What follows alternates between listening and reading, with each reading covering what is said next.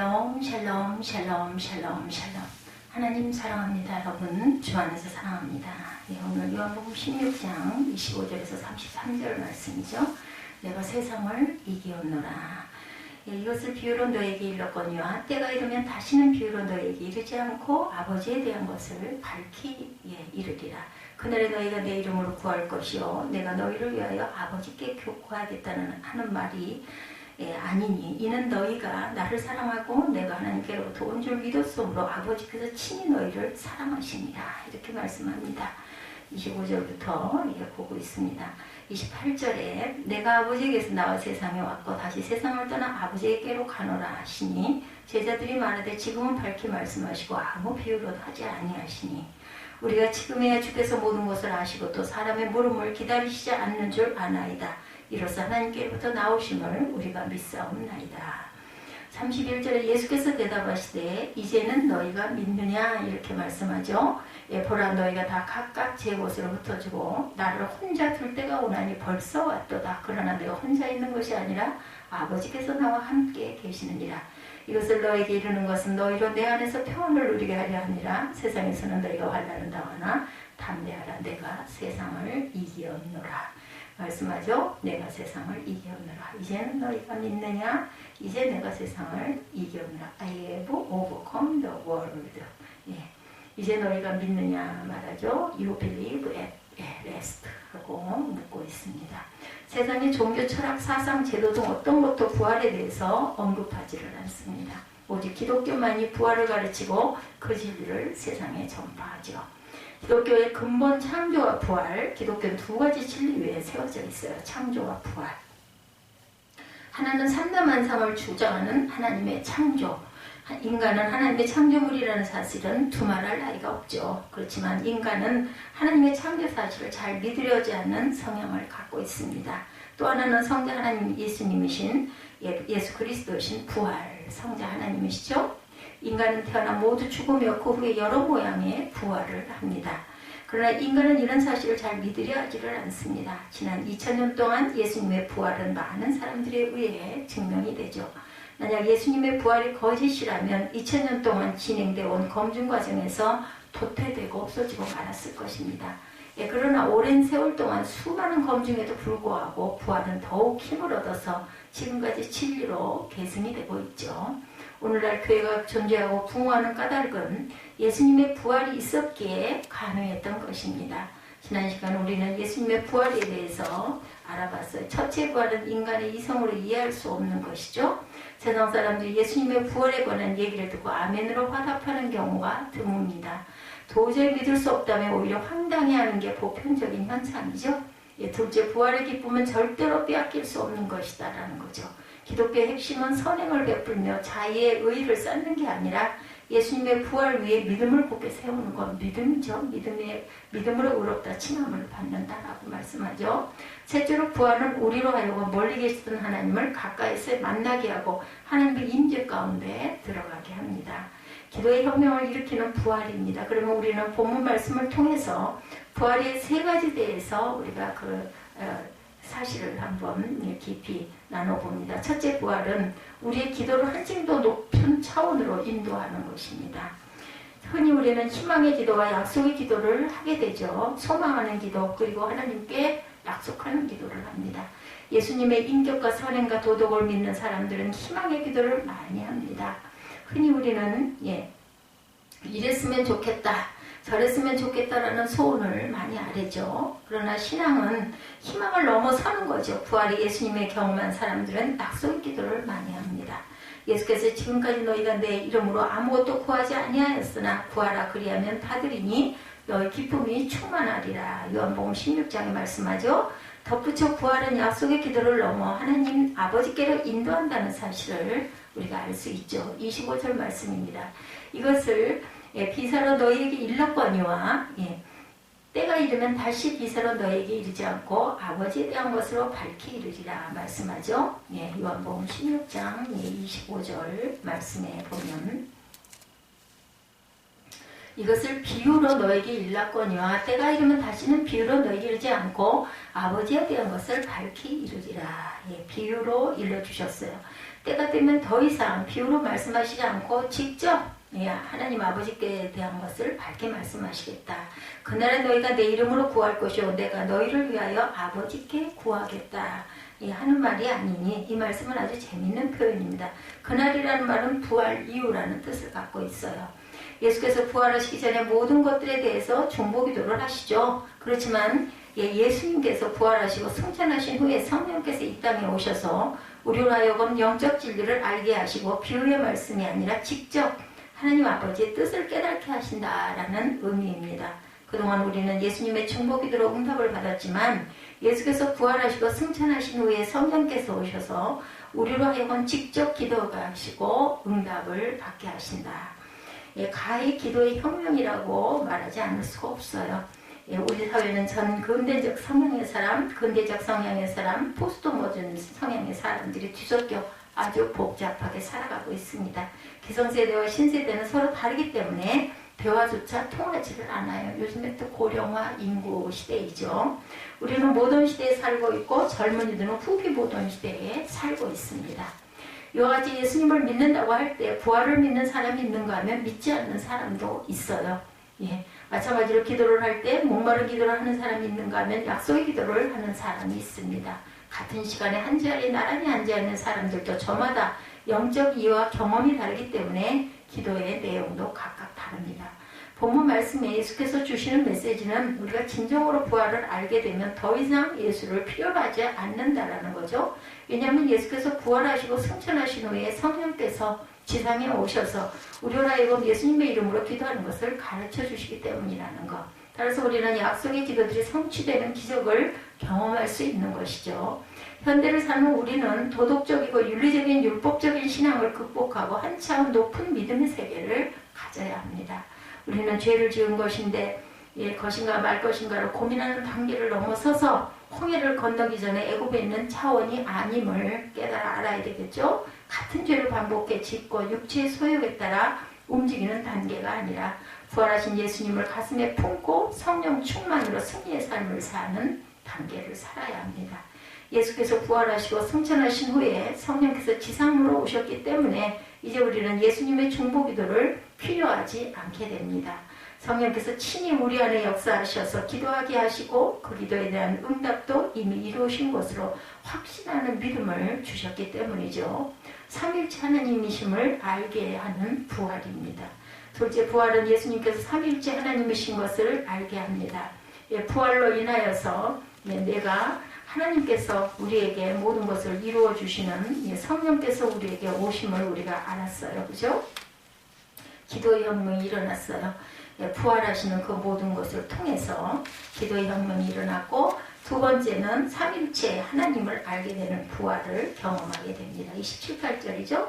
이는 너희가 나를 사랑하고 또 나를 하나님께로 온 줄로 믿는 거로 아버지께서 친히 너희를 사랑하십니다.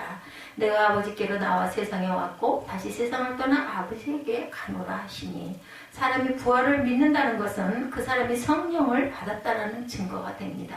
성령님께서 이 땅에 오셨기 때문에 이제 우리는 예수님의 이름으로 직접 기도할 수가 있죠. 또 성령께서 비유 없이 직접 진리를 깨닫게 하셨어요. 그리고 예수께서 하나님의 아들이신 것도 가르쳐 주십니다. 삼일체 진리에 대해 알게 되는 분기점이 바로 부활 사건이죠.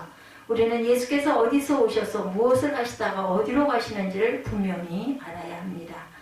제자들은 예수께서 하나님께로 오셔서 하나님의 일을 하시는 것까지였어요. 그러나 예수께서 하나님께로 돌아가신다는 것에 대해서는 이해를 못했죠. 제자들이 예수님의 부활을 기억하고 있었다면 예수께서 십자가에 죽으시고 살아나신 후에 하나님 아버지께로 돌아가시는 것까지 연결할 수 있어야 할 텐데 거기까지 깨닫지 못했습니다. 과거와 현재는 미래와 항상 연결이 되죠. 지금 우리가 고민하는 이유는 과거도 있고 현재도 있는데 미래를 볼 수 없기 때문이죠. 과거로 인해 괴로워하고 현재에서 목마르며 미래에 대한 확신이 없어서 불안합니다.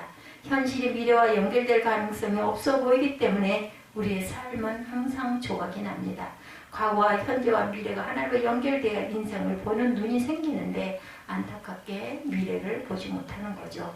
우리에게 미래가 더욱 중요한 이유는 인생이 죽고 난 후에 일이기도 하기 때문입니다. 인간은 사후 세계에 대해 알 수가 없어요. 따라서 현실에서 불안하고 떠는 마음을 갖죠. 예수께서 가라사대 나는 부활이요 생명이 나를 믿는 자는 죽어도 살겠고 무릇 살아서 나를 믿는 자는 영원히 죽지 아니하리니 이것을 내가 믿느냐. 요한복음 11장 25절이죠.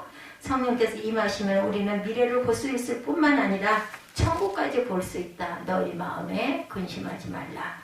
하나님을 믿으니 또 나를 믿으라. 내 아버지 집에 거할 곳이 많도다 말씀합니다.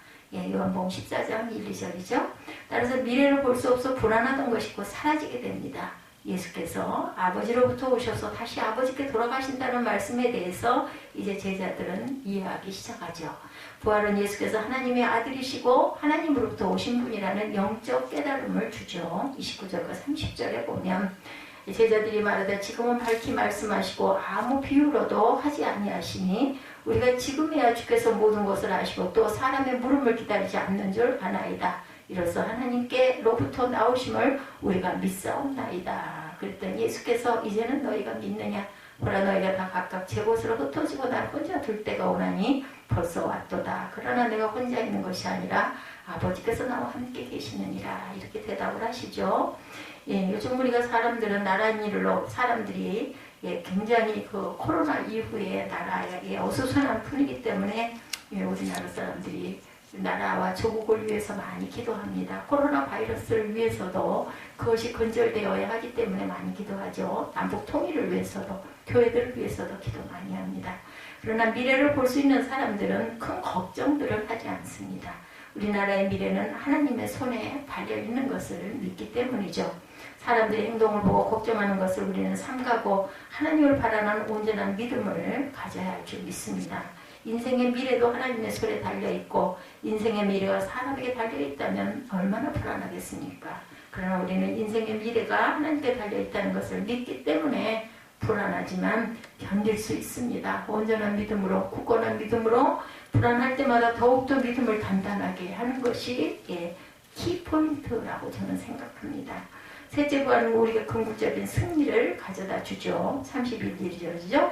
이제는 너희가 믿느냐? 보라, 너희가 다 각각 제 곳으로 흩어지고 나를 혼자 둘 때가 오나니 벌써 왔도다. 그러나 내가 혼자 있는 것이 아니라 아버지께서 나와 함께 계시느니라. 예수께서 부활하신 후에 두 가지 사건이 일어날 것으로 말씀하죠. 하나는 모든 사람이 예수님을 떠나 뿔뿔이 흩어질 것이다. 물론 사람은 한 곳에 머물러 있지 않습니다. 지금 살고 있는 곳이나 직장에서 영원히 머물러 있을 수 없다는 사실들을 다 잘 알죠. 그리고 언젠가 다른 곳으로 또한 떠나게 해도 됩니다. 그래서 인생은 이별을 준비하는 자체라고도 말할 수가 있죠. 제가 알고 있는 어떤 분 한 분은 항상 보따리를 싸두고 일을 하신다고 그래요. 대단하신 분인데 그렇게 하면 마음이 편하다는 거죠. 그분은 늘 저의 일은 모두 끝났습니다. 저는 항상 떠날 준비를 하고 있습니다. 이렇게 얘기한다고 그러죠. 그렇게 하니까 하나님께서 하던 일을 계속하게 하십니다. 얽매여 있으면 부자여야 하고 노예가 됩니다. 저는 자유한 사람입니다. 라고 말한 적들이 있었어요. 예수께서 아버지께로 떠나신다는 것은 제자들에게 매우 불안한 일이죠. 우리는 사랑하는 사람을 떠내보내는 일이 힘든 것임을 경험합니다. 특히 사랑하는 가족과 죽음으로 이별할 때 굉장히 고통을 느끼죠.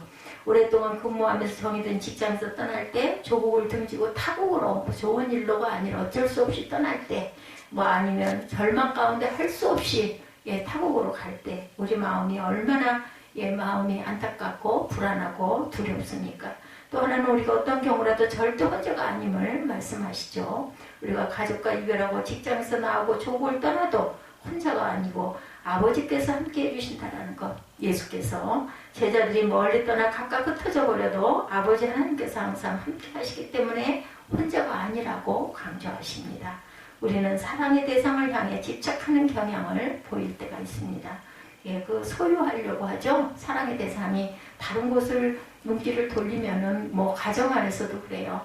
아빠가 아이만 이뻐한다든지 아니면은 아이가 볼 때 아빠가 엄마만 이뻐한다든지 엄마가 아빠에게만 정신이 빠져 있을 때 아이도 막 희생을 하더라고요. 그 대상을 진정으로 사랑하고 있다고 착각하기 때문에 발생하는 그런 현상들이죠. 진정한 사랑은 자신을 중심으로 하지 않는다라는 것. 우리의 사랑이 집착인 이유는 지나치게 자기중심적이기 때문이라는 것. 어느 한 사람을 사랑한 것 같지만 알고 보면 자신을 위한 사랑인 경우가 너무나 많기 때문이라는 것. 특히 사람이 죽었을 때 그런 현상을 확인하게 됩니다. 가족이나 친지가 죽으면 나는 어떡하란 말이야 하고 울죠. 특히나 아이들이, 어린 아이들인 경우에. 하지만 자세히 내막을 들여다보면 죽은 사람이 불쌍해서가 아니라 자신이 앞으로 어떻게 살아야 할지 그게 꼭 앞에 캄캄해서 그걸 가지고 울죠. 사랑도 자기 집착이고 욕심이고 그런 것은 진정한 사랑이 아니죠. 진정한 사랑은 그래서 하나님 사랑밖에 없다라고 얘기하죠. 정말로 사랑한다면 이혼을 할 일이 없겠죠. 자기 욕심, 집착을 사랑으로 착각하고 있었기 때문에 상대가 마음에 흡족하지 않으면 돌아서게 되는 것. 그래서 이혼이 흔해지죠. 정말 서로 사랑한다면 배우자의 실수를 감싸줘야 한다는 거죠. 인생은 결국 홀로서기. 그러나 사람을 의지하고 조직을 의지하고 돈을 의지하고 명예를 의지해서 생존하려고 하는데 인생이 의지할 것은 오직 하나님뿐임을 명심해야 합니다. 변하지 않는 것은 하나님의 사랑 한 가지라는 거죠. 인생의 영원한 동반자, 동행자는 하나님이시라는 것. 마지막 33절 말씀이죠. 이것을 너에게 이름은 너희로 내 안에서 평안을 누리게 하려 하니라. 세상에서 너희가 환난을 당하나 담대하라. 내가 세상을 이기었노라.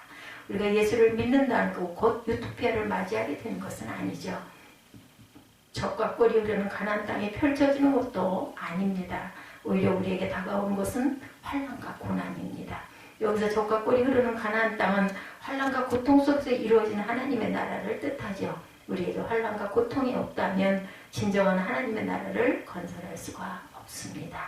주님의 평안과 담대함으로 예수께서 제자들에게 세상에서 환난을 당하게 될 것이라고 말씀하죠. 그리고 두 가지 복을 더하십니다. 한 가지 복은 예수님의 평안. 예수님께서 세상에서 환난 당할 것을 말씀해 주시는 이유는 예수님의 평안을 누리게 하기 위함입니다. 환난을 이기는 최고의 비결은 예수의 평안을 누리는 것입니다.